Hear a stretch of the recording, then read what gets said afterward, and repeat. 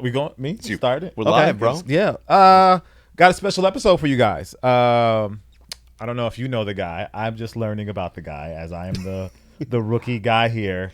But It's a lot of guys. I definitely know about. I know a lot of guys in one room. He's the guy. He's the. From what I understand, he's the guy. From what you guys have told me, he's the guy. Yeah. From the internet not stalking. That's a bad word. Wow, I'm getting He scared immediately right gets now. up and leaves. Internet. There's going to be a restraining order at the Internet end of this researching episode. I've done. He's that guy. Yeah. That is Google stalking. Yeah, sure, why not? Researching, stalking, Yeah. background checks. You know what I'm saying? All the things. Welcome to the Cars and Kicks podcast. I am Jacques Slade, and today we have a very special guest. I'll get into that just in a moment, but I got to do the intro. All right, so go. Cars, kicks, cars, cars, kicks, cars. You're listening to Cars and Kicks. So we do a just to kind of get you up on game. Okay. We He's never stepped it up to that level, by the way. I do a different intro it's a different every intro. show. Improvised every episode. Improvised intro, and I try to pull from different places. Okay. And Where'd for you some pull that reason- from? I don't know. I was sitting here while we were all talking, and I was like, Off the dome. Off with the it. dome. it just kind of came into my head. Anyway, welcome to the show, everybody. I am Jacques Slade. This is the Cars and Kicks podcast, where we talk about cars, we talk about kicks, and we talk about other things too, but mostly cars and kicks. I am the affable idiot of the show here. I like sneakers. I'm learning about cars. These guys are putting me up on game. I'm getting better and better each show. So pretty soon I'm going to be like the obnoxious guy at the mechanic shop, and I can't wait for that moment. But more importantly, I have these two guys here. They are the bedrock of this institution. They keep everything going. They keep the wheels going. They pay the bills. They are the reason why you guys are even watching this show. Yeah, paying the bills too. You didn't know that yet. They're the reason why you're watching this show. Nick, go ahead and introduce yourself. My name's Nick Engvall. Spent about the last almost 18 years working in the footwear industry, but been a car nerd for way longer than that. And I try to keep the balance between this man here and this man here. Are you trying to say I talk a lot, and so does Jacques? I think all three of us have the ability to go very long. We do. On the episodes. We do, especially when Nick gets into it. Like he gets that smile on his face like that, and you're like, oh shit, we got to start looking at the clock because it will go. But no, I'm Erik Valdez. I am the I guess I'm looking at that one. That we changed the setup here. Yeah. We're in a fancy studio, by the way. Just to give y'all a heads up, if you watch our last episode, I think that's how we're airing this. We're still in the same place in LA. Shouts out to the guys at Los Lobos and their podcast, for letting us use their home again to do some of this while we're all three here in the same place at the same time. Same time. And more importantly, while we got some of the homies around to come guest on the podcast, and this is officially our second guest ever on the Cars and Kicks podcast. And First car guy, though. First. Because Sneaker Legal was all about third guest. No, because we have Peter. Yeah, Peter was on. Peter. My bad. That's right. Yep. Yeah, Okay. Sneaker Legal was all sneakers. Sneaker You're right. Legal, yeah. Yes. Either way, this is. I'm introducing him like they can't even see him on camera already. We're not that fancy with the edits. RJ De Vera, everybody. I've been wanting to get you on the pod since we launched this thing, and just to let y'all know, this man literally asked his CEO. Today, hey, can I take off early and go sit with a bunch of homies and talk about cars and kicks while not wearing kicks, by the way, because we're respecting the home that we're in here. Yes. They are on display in the background. If you got a keen eye, you'll catch that. So would it be fair? Again, I'm new to this. Would it be fair to call you like car royalty? 100%. Okay. He'll be humble. Yeah, those are He's big gonna be shoes to humble. fill, but But he fills them well. He feels them well. Okay. Listen, Thank you. I'll give you a little background. Okay. Because All right. Yeah. Let's talk. I'm the resident Nick's Honda about to guy, fanboy right? here. Okay. I mean, I did. I already did. I'm going to try not to fanboy too much. But Now, I have fanboy to- away. I have- Give it to me. Give it to me. I need have all to- of The it. man drove an hour in traffic. Fanboy all you want. Make him feel good. I have to give a lot of credit because RJ put the ideas. So we've talked about this on the show. I am into cars in a very like marketing, branding business side of interest. Like, I'm not the guy that's going to get in the car and drive the car like Erik is. I think that's why we have great conversations about cars. He drives the wheels off everything, doesn't he? Yeah, exactly. Right. Yes, That's right. yes. RJ basically like set the tone for the possibilities of the Honda scene and the JDM scene to grow to the levels that it did grow to. And really, for me, it was like, whoa, like you obviously had your 92 Integra, I think, right? Which I've heard you've got a couple. Yeah, I've got a couple of GSRs, 92, both of them 92. And I don't know, I don't want to get too ahead of ourselves, but I don't know why that's why you like the Aston Green so much, because it's very similar to that 92 GSR Aztec Green. No, I didn't even think about it that way, but I definitely have a propensity for green cars. Yeah. It's a good color. Or a love for green cars. Even though this is the first one, I've always been a fan. Because the first car that got me really interested into cars was a Tahitian Green EF. Okay, which is a Civic that's the color that my hatchback. cousin had that I talk about. Is on it the really? show. Yep, yep. Okay. You know, and that was the first car I saw modified and fixed up when I was 14. And I kind of just fell in love with like the whole like tuning culture and modifying and customizing cars at that point. So that's what got me into the Hondas myself. Yeah. And I know it's been a thing for lots of different enthusiasts throughout, the decades now, right? Yeah. So it's been really cool to be part of the movement. Sorry to interrupt you, Nick, No. but yeah, I mean, I'm definitely part of a group that made it popular. Jacques in the 90s is definitely more than just me, but I got a lot of attention for a lot of the things that I was doing. I was at a magazine that helped put a lot of people on the covers of magazines, including myself. As you should. That's what you do when you get in a position like that. Well, it was weird because I met the guys at Super Street Magazine, which was really one of the first magazines to cover this lifestyle around, let's call it youth tuning culture in the 90s, where kids were fixing up Japanese imports, right? And I feel like we're getting to the show, but real quick side story. As a person that was really involved in that scene, I met the guys that were doing that magazine, and I became their guy in the know. Like, who's this guy? Yep. Who's this race car driver? What's this show? And so I knew everyone. So I'm like, oh, this is this crew, and this is this guy building this car, and here's what they're doing next. And they're like, hey, can you write articles about that? I'm like, sure, why not? Yeah. And the guy was really nice. The editor there became a mentor, and helped me pay my way through college by doing that. So. Wow. I was very blessed to have the opportunity to expose the scene. Yeah. And it really, gave a platform to a lot of individuals where we as a community didn't have a platform really. Right. Outside of the events, Battle of the Imports and Import Show Off being the first two real events. Outside of like house parties and clubs and that whole thing. But it was really, there's opportunity and luck, and they just merged together because of how old I was and the timing. And I'm sure you all have your stories for that as well in the industries that you're in. But that's kind of my story, at least in the automotive world. Right. Reverse to Nick, I've been in automotive 30 years now as a career.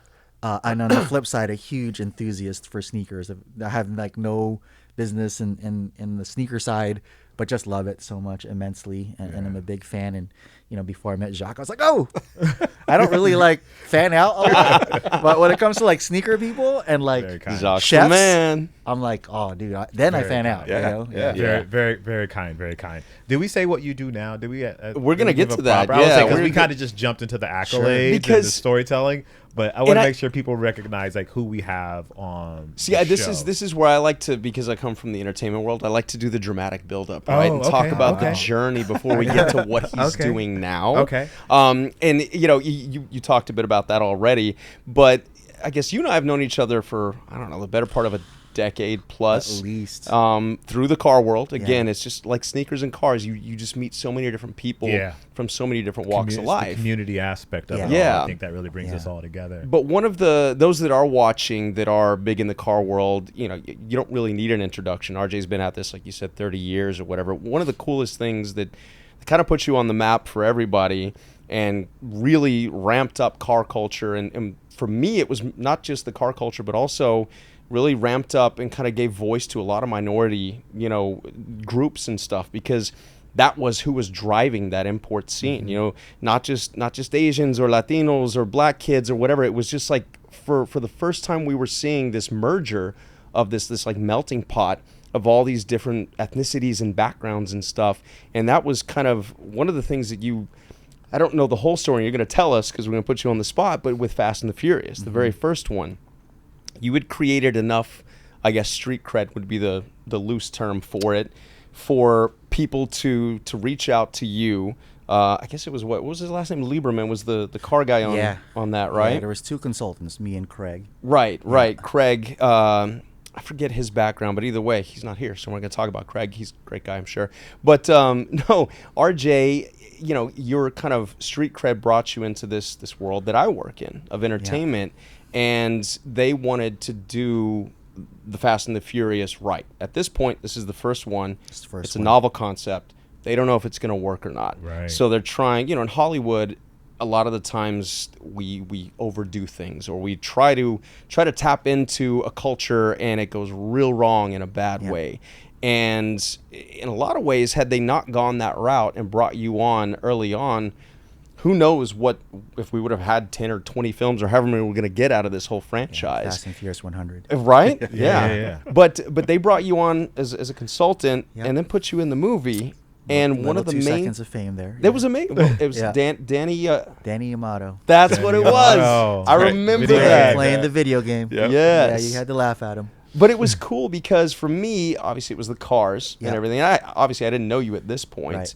but the cars. But then seeing the scenes of all these kids that you know that looked like I grew up in El Paso, Texas. I'm Latino. All these Latino kids and these Asian kids and these different ethnicities just getting together at these car gatherings and stuff. And it was, to me, that was the coolest thing about that first film. And you had a heavy hand in that, man. Yeah, I was very fortunate. You know, it's funny when I heard about the project. I was working at that magazine, Super Street, owned by a company called Peterson Publishing, and they had a division that did events. And they had bought an import drag racing series, which I then jumped on board to help produce and judge the car show. Craig was the race director, so that's how they found us. Okay. So the studio had found Craig first, and had met with him, had him read the script. The movie was called Redline initially.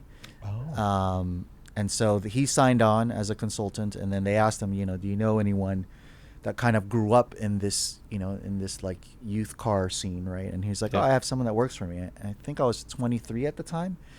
And the culture was already, you know, rapidly rising, because it's really, I'd say it really started to take off in the early and mid 90s, right? Which was the first import car show was in 95. I think Battle of the Imports was 91. Mm-hmm.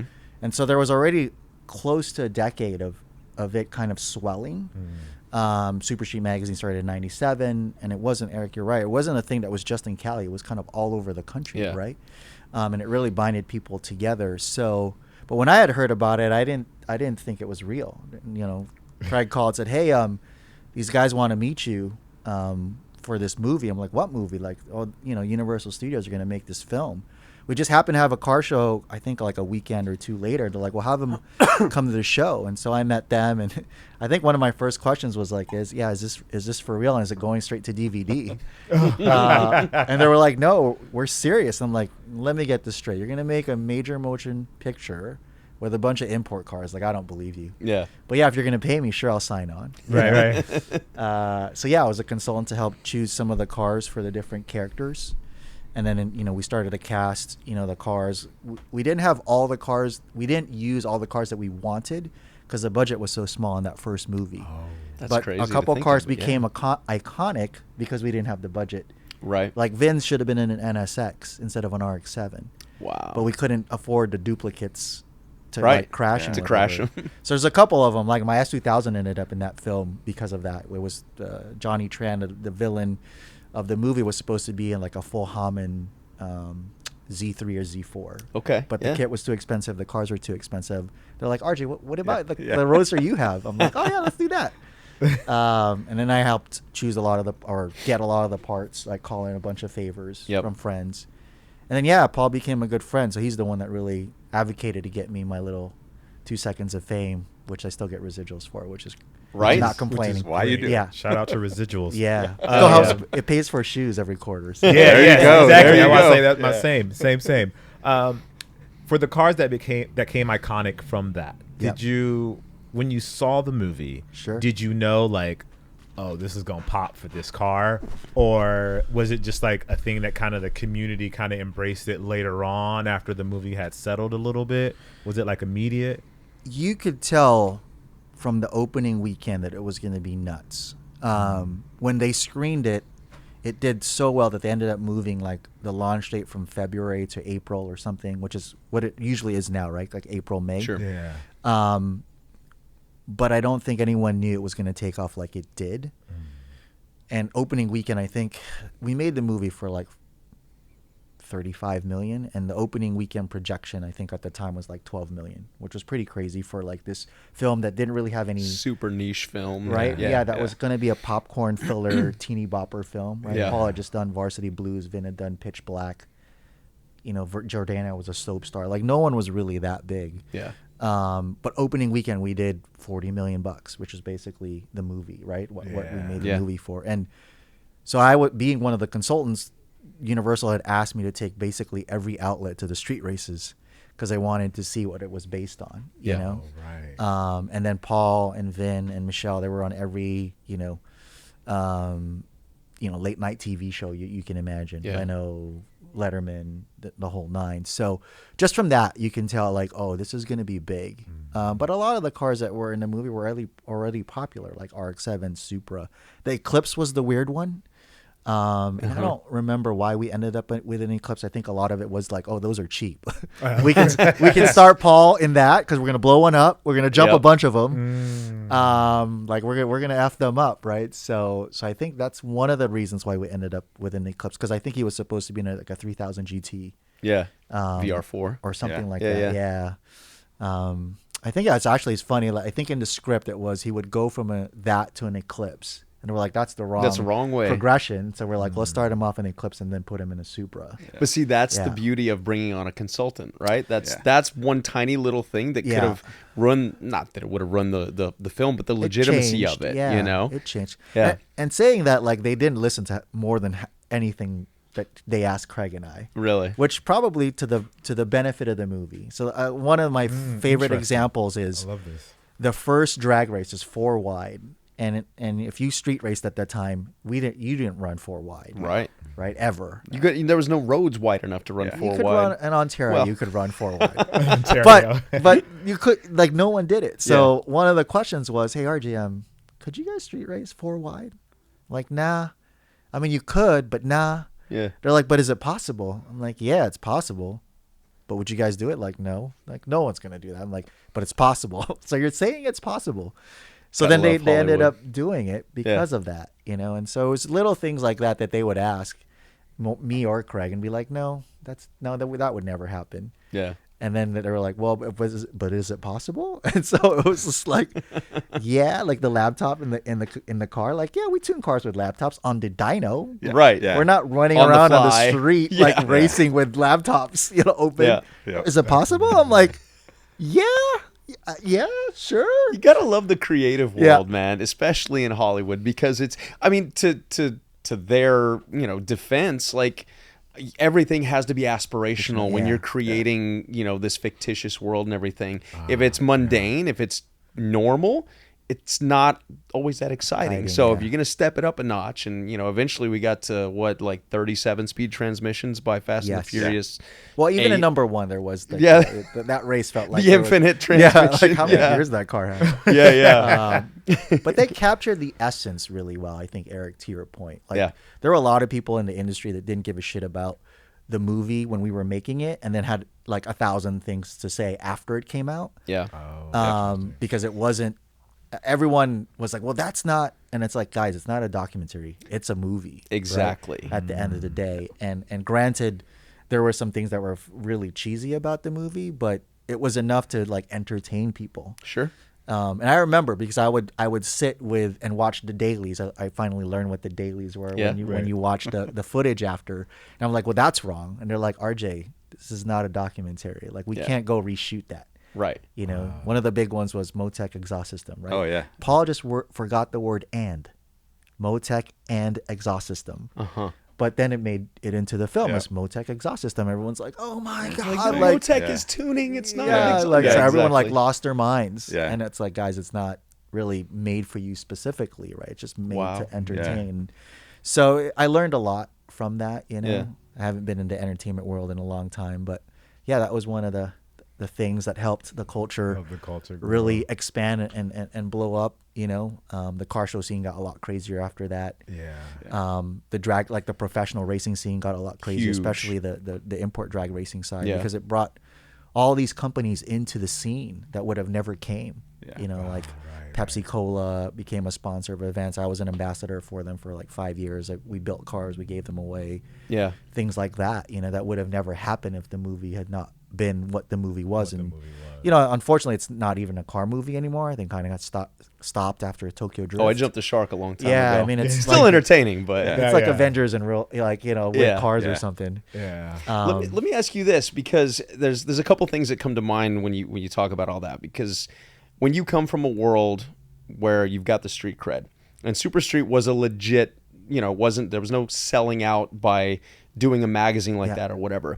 How did the actual culture respond initially to some of the cheesiness, et cetera? Did people look at you like, come on, bro, why'd you let that happen? Or Yeah. did you just Oh. instantly have the respect because of how big it was? No, there was reverse. Really? Because of how big it was, there was a lot more hate.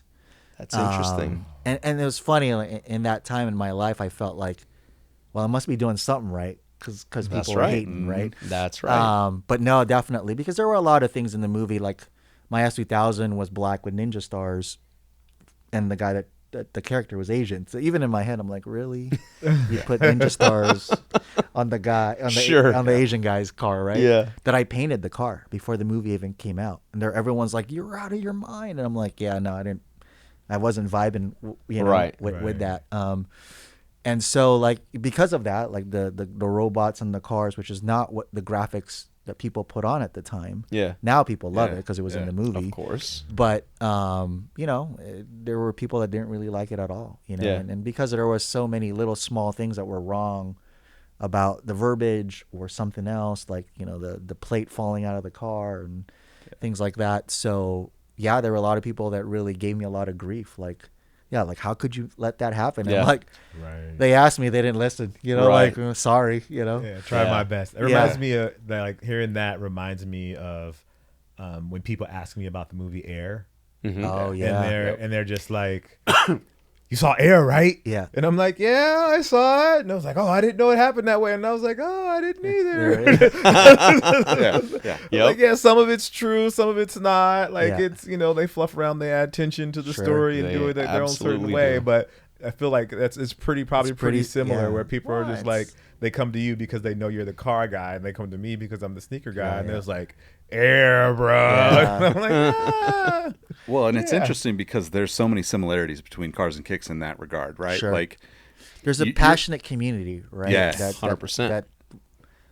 That wants not only to be heard, but just wants to say what they want to say, right? Yeah. And has really strong opinions. Yeah. And they're gonna let you know one way or the other. And Yep. and you know, this is '01, right? There was no social media. There was no. yeah. Hey, we're all on I mean, there was forums back then. internet. Yeah, there was There was AOL internet, chat yeah. rooms, and Yeah. and maybe some forums have just started. But yeah, there were always places where people could air out Yeah. what they wanted. Yeah, to put that into yeah. context for sneaker people, Nike Talk was less than 2 years old when that movie came out. Right. Wow. Yeah. I mean, that's a that's pretty crazy, huge yeah. kind of defining factor of that Yeah. era. And But I think the sneaker culture in '01 was very different. Totally. Because Oh, I was talking to 100%. it was Staple so nuanced. about Yeah. like, because I was trying to remember for me, like, when did it become a culture versus just you were just a fan of sneakers, right? Because you loved basketball, you loved Right. skateboarding or Yep. something else. And it really felt, and correct me if I'm wrong, guys, but it really felt like 04, 05 when they started to do the SB Dunk collabs. you With know, the skate world and with the everything. skate world, and then the Air Force One collabs with like cartoon, hip-hop and world and the- hip hop yeah. world. That Yeah. that to me, I felt like was the tipping or the turning point or the tipping point when sneaker culture became sneaker culture, Yeah. right? And it Right. wasn't just I'm a Jordan fan Yeah. or I'm a whatever fan. Fan, yeah, right? buying the shoes Oh, of, yeah. of the Yeah. guy that I like. Co- or the Yeah, player because you were that I trying to- like. It became more. I mean, I imagine there there had to be like collectors and stuff before Sure. before then that like were really into it. Into it, yeah. I guess there was less of a way for us to talk to each other back then. Yeah. You know what I mean? There was no social media. There was some forums, but even back then, even though there were forums, not everyone was on the forums. And Sure. like I think after that mid 2000s into the like early 2010s is when everything started really kind of coming together, and everybody like was there to talk. Like we had the people on Nike Talk, but unless you were like super into it, you probably weren't even on Nike Talk kind of thing. Yeah. Like you probably liked sneakers, but you weren't, if you weren't really savvy, computer savvy, like you weren't on Nike Talk, that kind of thing. So I imagine it was probably pretty similar in the car world as well. Yeah, there were some shops, I think, Nick, right? Yeah, well, I was going to say too, on the sneaker side of things, I was on my Kendrick biggest hater lane at that time because Nike came in and was going to do SB. They didn't call it SB yet, but we knew they were going to do it because they were taking over a skate brand that existed called Savior. And that, for me, I was like, this is going to put all my favorite skate shops out of business because if they don't have Nike, they can't have a skate shop. Right. Thankfully, a lot of that played out to the best. Like Nike did, the best they absolutely could have for the skateboarding industry, in my opinion, without taking the culture out of it. Yeah.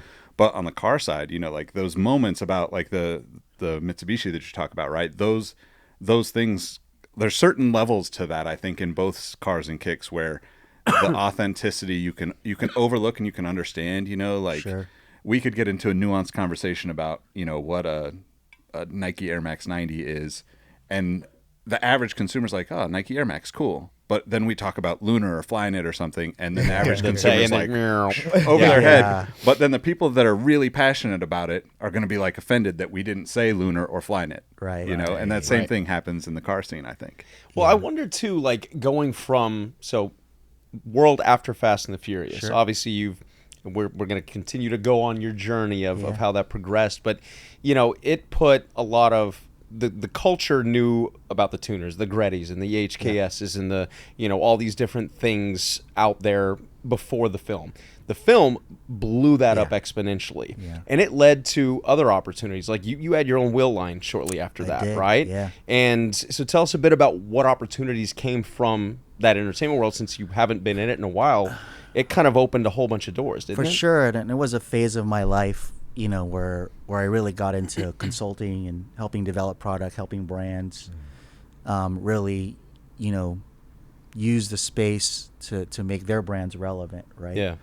A wheel line being one of them. I was already working on the project before the movie came out. We couldn't get it done in time for the first movie. So if you look at my S2000, the brand that I had, Roja Motorsports, was actually on the car, but we couldn't get. But the wheel wasn't on the car. The wheel wasn't. Wow. Wasn't even done yet. Oh wow. But no one knew what it was. It was just like it was one of those things. Like, hey RJ, what stickers do you want on this? I'm like, oh, well, I'm launching this brand. It's like launching my own sneaker brand or streetwear brand. Right. But I love it wasn't even there yet. But in the second movie, right? Because I sold the S2000 to them. It's now pink. It sits into Peterson. The logo's still there, Roja Motorsports. That had the wheels on it. But initially in the first one, we just couldn't get it done in time. But I was already working on that. But the movie definitely opened doors for me, to just like have some great fun with some great brands, you know, that really wanted to do authentic things and plug into the culture.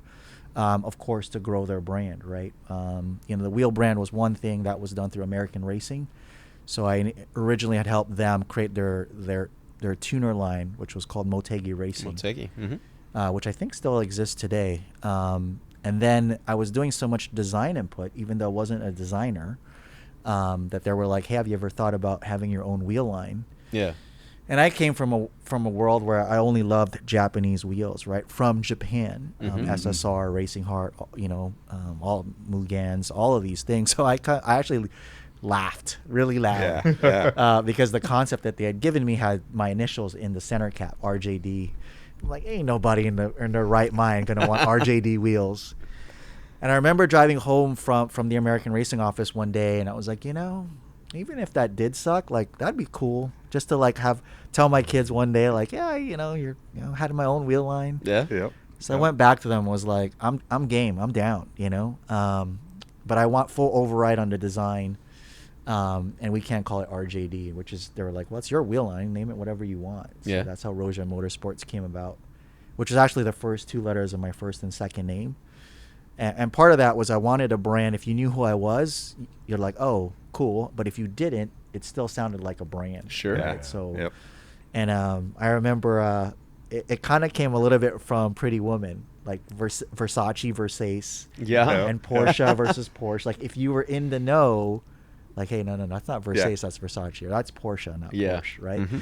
I was like, how can I come up with something like that, which is why it's called Roja Motorsports.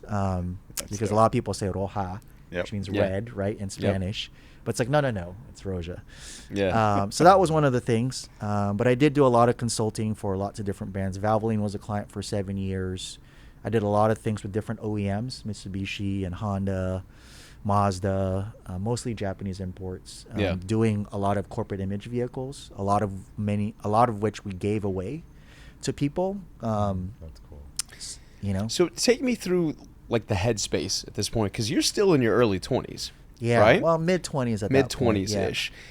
Not a lot of mid-20s-ish anybody can put on that marketing hat, can put Yeah. on that consulting hat. Sure. That, hey, let's grow this brand. And you did all this before social media and influencers were a thing. That's what you were doing. Like you I think you went to school for engineering or something. It wasn't marketing or anything, No, right? I started in engineering school at UCLA. I had already become a partner at a shop that built race engines. Uh-huh. And I almost failed out of engineering school, which my mom just about lost her mind. I came home. I was subject to dismissal because I was down to the last quarter, one calculus course. I never went to class. I didn't go to the first one and failed to realize that attendance and homework was part of your grade.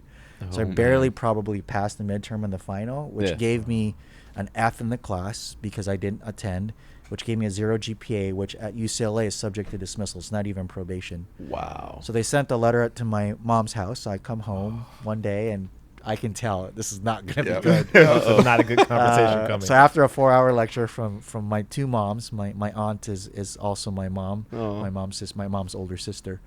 They were like, you're going to close that part of the shop that you're a partner in, which is all the race parts for the race engines, like Whoa. pistons, rods, valve springs, all those things. Yeah. And you're going to finish school, if you get a degree in basket weaving, you get a degree in basket weaving. Wow. And Mr. Cool Guy, you're not going to pay for it. So on the flip side, engineering school was like, you have to sign this contract or you're going to take a full load this quarter. You have to get 3.0. And if you can do that, you can stay at UCLA, but you can't stay in engineering. So then I kind of did a bunch of things, but I was also a fan of marketing. And I used to take a lot of marketing classes outside of UCLA because they're more of a research driven school, Sure. being a UC school. Yeah. So I had to go to UCLA Extension or SMC, but I was always a fan of marketing. And so because I was part of the car scene early on, I just wanted people to get involved. So I started to help friends like sell sponsorship for their car show yeah. or for my car crew. Like I learned, I started to learn this game of like, well, what do companies need to know, if they're going to sponsor you? Sure. Right? And that, that was 17, 18 years old. By the time I hit Fast and Furious, I was 23. So I'd already been doing Wow. it for a while of Yeah. like, designing some ads for friends with like small little shops that sold like clear taillights. Yeah. Yeah. I worked at one of those Yeah, shops. Yeah. I mean, I got Honda to sponsor Import Show Off through their like optional equipment division.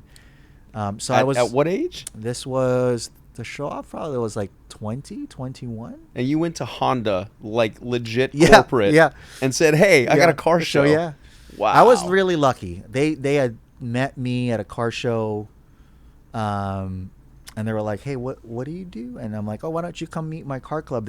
One of the guys came to my condo to attend like a car club meeting just to experience That's like amazing. Yeah, but I think the first time I met him I was 17. I went to Honda, had 36 khakis. If you guys are from that era, Oh, wow. folded over, and my bangs that were dyed. Yes. Super. Oh, yeah. So much. Amazing. Yeah. So, and I remember being at the Honda like cafeteria, like just kind of yelling at the guy, like, you guys need to get involved. And, like Mugen used to be sold at dealerships. Why don't you sell it in dealerships now? Wow. And he just sat there really nicely and kind of shook his head. And was really like, hey, I'd love to learn more. And he became a mentor too. And I remember him telling me later, he was in his head, he was like, oh, young Padawan, if only you knew corporate life, Yep. So, but it's great though that he was willing to be like, I understand what you're saying. Like he's able, it's almost like you have to find like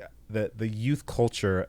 There's so much energy there and so much perspective there that the older corporate generation doesn't necessarily have, and you almost need someone that can translate that energy into the corporate space, so that the people that are in the corporate space that are completely removed for that they understand it. Yep. So it's really dope that you had someone there that could do that translation for you and be like, you know what, I fucks with you, but let me, I'll do this. I got to go to your side and I got to come to this side. Let me get a better understanding so I can translate it to these guys. Yeah, I was really blessed that I started to have a radar for like meeting these brand people who had that exact philosophy. And a lot of my success in that life stage of mine, which was about 8 to 10 years of consulting, was finding people who could be your ally and collaborator. Yes. Sure. And of course, you were also looking out for them and making sure you were doing things so that they would shine, right? Right. It's not just a take thing. It's a happy dance. Yeah, definitely. That's to me is a true collaboration. And I think Jeff Staple had a podcast with Drika. I don't know if you know this girl. She was part of Nike. She was part of the energy marketing team. Oh, no. We should know her. But she was there for a long time. She talked about the first collaborations and the white Nike Dunk thing that they did in Tokyo. And how Nike approached these like initial collaborations with Nike SB, right? And then really giving freedom to these skate shops and these artists to really be creative, but still, have it fit the corporate guidelines. Yeah.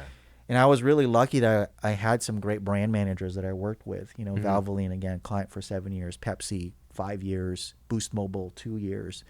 And a lot of it is I took these meetings with people and I just kind of knew from how they talked and what they wanted to do that there was a runway there. And it was just about creating great ideas that could fit their goals, and it's fun. Like every agency you meet with, they always ask you as a client, like, what's your goals?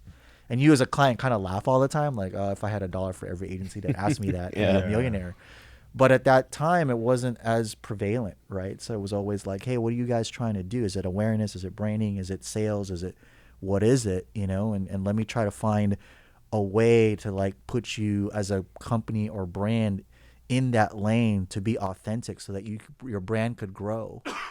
But my philosophy is always looking at the long term. So I needed to find partners that weren't in it for the one and done. Right.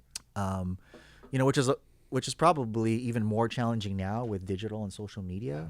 Yeah. But even back then, it was still a thing, right? Sales still rules the world, especially for publicly traded companies. Yes. So you had to find those allies 100%. that kind of got the 3 to 5 year vision, and how do you make that happen? So, and after a while, the credibility and working on projects was really what helped me, kind of continue to evolve and progress and continue to have a career in consulting at the time, right? Because I did the deal with Pepsi. I linked them with Mitsubishi. We did this deal with Pepsi and Mitsubishi. I did the deal with Boost Mobile, linked them with Mazda, and it was a win-win for the two of them. So I became a little bit of that person that connected brands, and I was just a conduit to it. So that's awesome. If I can get through this without choking, so. Again, kind of moving through your journey here, fast forwarding from consulting, taking that consulting hat off in your mid-20s here, and that confidence that you had as a kid going, dying over here, going and talking to the corporate people, you somehow evolved into that world, and you took the knowledge as a consultant and that confidence, and then got into the corporate side. And I guess was the next step McGuire's or 3M? Yeah, McGuire's was owned by 3M, so one and the same. Excuse me. So right before the recession, maybe about 2006, I started to want to do something else because I didn't want to be like an actor. I didn't want to be pigeonholed into a not particular, a great career path. Role. And so I was the youth tuner guy. And so I wanted to see what else was out there. So luckily I'd been consulting for some pretty big brands, a couple of tire brands, a couple of oil brands, a couple of OEMs. And one of the ones I ended up consulting for was this car care brand, Meguiar's. And this was pretty late. Now we're right into the recession. So I had consulted with them. They had just been bought by 3M. They were launching kind of this vehicle wrap side to the business. And so I'd helped develop that, got them to SEMA, helped create the business plan. And at this time, I was also shaving off clients. A lot of them were really cutting me off, right? And saying like, how much do we pay you? Dang, we pay you a lot of money. And I made good money at that time, because money was flowing in the mid 2000s and then it shrunk really quick. So one of my clients, Meguiar's, was like, hey, we'd like to offer you a role in business development. And I was like, thanks, just hire a new brand manager on and I'll consult with them. And they were like, no, you don't understand. Like once we fill this role, your consulting deal is done. Wow. And the guy that I'd worked with was leading the business unit and was part of the mergers and acquisitions team that bought Meguiar's from Barry, the owner, worked for 3M. And so he was like, what do you know about 3M? I'm like, nothing. I don't even understand why you bought this company, because I really didn't know the company outside of Scotch tape and other things. Adhesives and Velcro. And all that stuff. So he's like, do some research on the company, look at the stock. So I thought about it and said, what do I have to lose? I'll ride out the recession. And there was all these bets from all my friends on how long it would be until I would leave. And the longest was 18 months. Really? Yeah, because they were like, you've never worked for a corporation full time for your whole life. Yeah. Like, there's no way you can work for the man. Yep. And to me, it was just a challenge of that's just mindset. Yeah. So can you change your mindset? It's like liking a particular type of sneaker, and then like being open enough to try something different, even if that isn't your thing, right? Sure. Yep. If you're like a basketball sneaker guy, like, are you going to be into like the running shoes or something else, or a lifestyle shoe or something? So that was kind of the start to that phase of my life that lasted for about 12 years. And then now, of course, I'm at SEMA, which is a nonprofit, which a lot of people don't know. Right. But it's a membership-based nonprofit organization. And we're very well known, of course, if you're in the automotive world, for the SEMA show, which is a trade show in Vegas, largest trade show in the country. So that's not just at SEMA, folks. He's the VP of marketing at SEMA, which ties all of this stuff that you've been doing for 30 years together into a nice little bow, that's really, really cool to see kind of the culmination of all these different worlds come together in a position like this. Yeah, again, you'll hear me say this a lot. I feel very fortunate that I continue to find a path within an industry that I love that's given me so much. That's really helped me become who I am professionally. Yeah. And the opportunities for me to continue to create platforms, to provide platforms for people, right? And, different styles of tuning. I think it's a recurring thing in my life, like being the person that wanted people to get involved with import cars, to working on the movie, to helping brands support, the industry and the culture so it can get bigger, right? And even at Meguiar's, I started their influencer program and a bunch of things, their social media program, and did it more not just for Meguiar's, but for the industry itself and what we could do. And so the role at SEMA is a natural fit in that sense. Sure. And because we are an association and really about prolonging this love that people have to modify their cars, to customize their cars, right? So give us some more insight, because the SEMA show, obviously everybody knows that's what that is. It's coming up here, November 5th through the 8th of this year. 3 weeks away. 3 weeks away. Wow. Well, probably this will be over by the time. 2 weeks away by the time. That's right. We're gonna try to air this prior to that. Yeah, so that's Vegas, nice. So like November 5th or through the 8th, right? Yeah. Okay. But so a lot of people in the car world are familiar with the SEMA show, right? And they think that's all that is. Okay, it's this. It goes on for a week. There's a bunch of cool car parts, and then that's it. So tell me, even, because I don't even know the goings on of a nonprofit of that, that size and everything. What is day-to-day life like with SEMA, and what are some of your responsibilities? Yeah, it changes depending on time of year. The SEMA show is so massive. We also own PRI, which is another show focused on the racing industry. The racing, I love that. Which happens 30 days later in Indianapolis. Yep. So, I would say the second half of the year, a lot of my life, my team's life, is very dedicated to those two shows, because a lot of the revenue that we make for all the things that are membership benefits or just things that we do for the industry, like government advocacy and whatnot, are funded by those revenue makers, which are really the two shows and membership. Yeah. So half of my year, or a little bit more than half of my year, is really just being focused on marketing to get exhibitors there, to get enough attendees to both events, to get enough media there, all the programs that we create to make sure that those events continue to be kind of the pinnacle, of what they are. And so we get, my team is more of an internal marketing agency for all the different business units of SEMA. And then I'd say the others, half of the year or quarter of the year is for all the other business units, which is something I need to work on because our other business units are just as important as the show. Sure. And we need to get those business units out from being just an investment center into more of a revenue generating business unit. Yeah. So we have, the SEMA Garage, which helps companies produce products and do, emissions testing to get their products CARB approved, right? Yep. We have SEMA Data, which standardizes data, product data, so it can be sold online. These are all membership benefits that are services that we offer that our members pay for, but we're not in the black with some of those business units yet. So, my role as kind of the marketing leader for the association is just to help those business units, find their success and hit their goals. Yeah. So it's a fun role because I get to put different hats. There's I counted it the other day, about 30 individual internal clients that my team services. Yeah. So every day is a different day for sure, but it's been fun. It's fascinating, man, and we won't keep you here too much longer because I know you drove all the way out here for this, and I'm sure you've got other stuff you got to get to prepare for the SEMA show. But we'll have to have you on again for sure. But it's just fascinating to me to see how your journey going from being this kid that was really into cars and all of that, and legitimately developing not just a job here and there out of it, but a full-on career arc. 30 plus years, I guess, at this point, doing all of this. And I guess before we wrap, obviously it's the cars and kicks. Part of the reason we know each other is car world, but you're also big into sneakers. And I was like, wait, when are we going to talk about sneakers? Yeah, we can't leave yet. No. We can't leave yet. The time is just flying by. Yeah. We definitely got to have you back on. Yeah. So, I think Jacques going to have to do a sneaker tour of the closet like at some tour point. The closet and all those things. But I guess just to get into just a couple of last questions. Yeah. Let's do like the sneakers you wore in back Fast and Furious days versus the sneakers that you wear today. Are they the same? Are they different?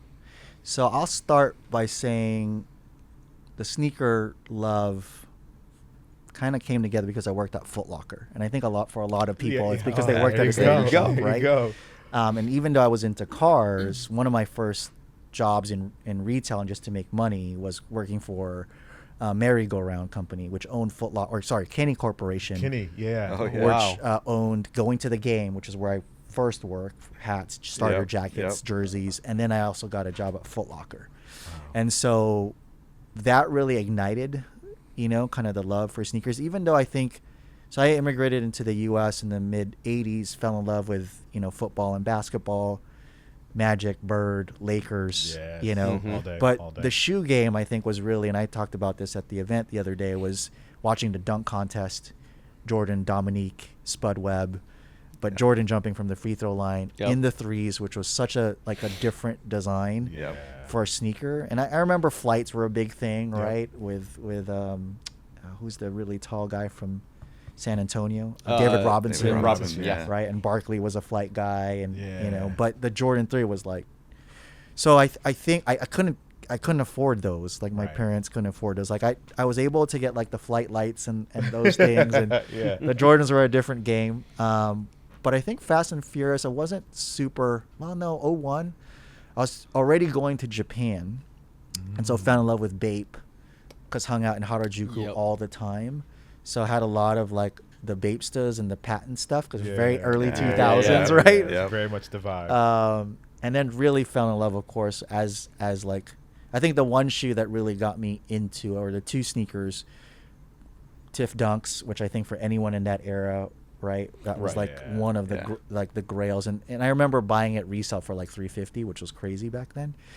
And and Supreme and Supreme Blazers, like what?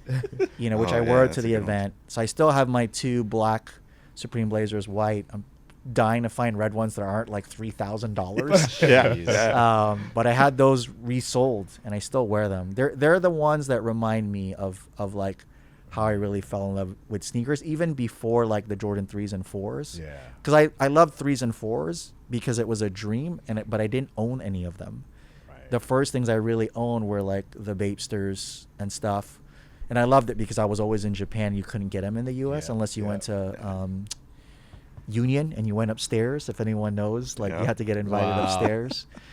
But yeah, when the stuff started to come out with Supreme Blazers and the Heinekens and the Californians and you know, the De La Souls and all that stuff, that's when I really got into it. And I was a really big Air Force One fan. So I loved the cartoons, the Fragment ones that launched at the time, the black ones. I befriended a guy that worked at Brooklyn Projects who knew Croatian Style, Andre from yeah. So I used to go to his house when he used to sell out of his house on eBay, and and that's how I learned more about sneaker culture, and really, you know, just was like going to, you know, Riff had just opened, Flight Club was kind of around, right? Like kind of one of the main ones, and I would just go to the sneaker shops and dream. That's you know, That's the way. because I was wasting all my money on cars, so like the sneaker stuff was like, yeah. you know. So, All right. so I could take up all your time, but I feel like we got to give this end of the show to Nick, just because like he has, you know, such a I mean, I have a million questions relationship. too, so I'm looking for forward to round 2. But you walked in with a pair of Jordan 3s on, so I'm curious, like what the SEMA team looks like. Are you the only guy there wearing sneakers, or there's definitely a couple people that are big sneakerheads. Someone on my team that was our email manager who now works in IT, super, you know, into her own style as well. She has a couple of really nice SBs. She's not the biggest Jordan fan. She has some New Balance stuff and some not Hoka, but On running. no, not On Running. There's another. Solomon? Yeah, Solomon. She's Yeah. super in Solomon right now. My digital marketing director is her kid is named Jordan. He's a big Jordan 1, Jordan 3, Jordan 4 guy. So there's a couple, but not a ton. Yeah. But yeah, I think we kind of, as soon as someone walks in, be like, oh, are you? Yeah. But the sneaker game's so different, you know. One of the questions at that event that we were at, you know, that Cars and Kicks event we were at was, if you can only have one shoe, and I'd love to ask all of you, right? Because I actually rethought my answer. Like, if you could only have one sneaker for the rest of your life that you would maybe, you know, maybe you get a new pair every couple of years, what would it be? And I had responded Jordan White Cement 3s because of, like, you know, just remembering watching Jordan jump and how like that was such a momentous occasion. But I thought about it driving home, like, no, but that's not the shoe I would want to wear every day. Yeah. You know, for the rest of my life. So I'm so curious. What would it be? So part of this comes from Jacques, because I have loved Air Force Ones, like white Air Force Ones. Yeah. And he had done a video about the John Elliott ones. John Elliott, yeah. And he called them the most comfortable Air Force Ones ever. And I had missed the first drop of the John Elliott. So as soon as they came out again, because of Jacques' video, I was like, oh, I'm gonna get a pair, you know, with the Lunar insole, because I didn't I didn't even know that insole was in there. So, like, when I was driving home that night, I was like, you know what? No, my pair that I would want, a fresh pair every time, would be just John Elliott Air Force Ones. Wow. So simple, right? Yeah, yeah. I mean, you know, my answer to that is super simple as well. Yeah. So I'm born and raised here in LA. So for me, it would be Chuck Taylors. Oh, wow. Just like a pair of black and white Chuck Taylors. Like, I would rock those all day long. When I was young, it was like all the drug dealers and like people that, you know, they all wore Chuck Taylors. It was kind of like their thing. And, you know, when you're young, like the people with the flashy cars and all that stuff, you kind of look up to. So it was like them and Chuck Taylors. And then, like, I wanted to be a musician back then. I wanted to be a rapper, and I was super into music, and I was into like the creative spaces, and like I would see like actors walking in the street and they would have on Chuck Taylors, or you'd see like a band on stage and they'd have on Chuck Taylors. Right. So like those shoes are kind of all like in like the Twilight sense, I guess, like they imprinted on me as like, this is like the ultimate cool guy. Like, I've made it. I'm doing the thing that I love to do, shoe. And so, like, for me, it's always been Chuck Taylors. Oh, that's awesome. Nick? Well, so I got to say, a little full circle moment. I met with Brandon Edler earlier today, and he's wearing the all-white Air Force Ones. Air Force Ones. Yeah. Wow. The John Elliott's, which just this Small whole world. thing. Yeah, Yeah, small it's world. crazy. But I'm gonna actually say the same thing as Jacques, but I'm gonna caveat that by saying, like the thing that I love about Chuck Taylors beyond the cultural aspects of it, that growing up and seeing it everywhere, is they fit into every culture, right? That's why I love it.